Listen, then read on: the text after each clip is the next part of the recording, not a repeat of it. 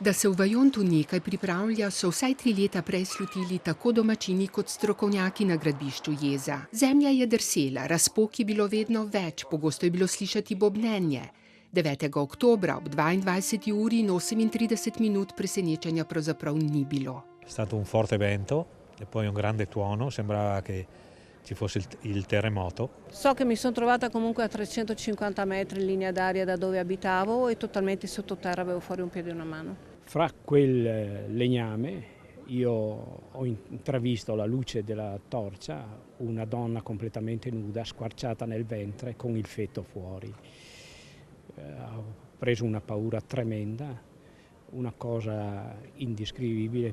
Če bi zgradnjo tega jezu prenehali ob prvih opozorilih narave, bi ostal zgrešena naložba, kar je še danes, le mrtvih ne bi bilo. C'erano tutti i presupposti perché questo fosse fermata e lassù non è stato l'evento naturale, la pura fatalità, ma è stato il rapporto uomo-natura sbagliato. Sono passati 50 anni e a queste persone noi dobbiamo cercare di coinvolgerle, di farle capire quello che è stato il Vajont, ma soprattutto cercare di dargli degli strumenti e guardare al futuro in maniera diversa e migliore. Dolgo je trajalo, da so ljudem plačali nekaj odškodnine, kazensko ni odgovarjal nihče.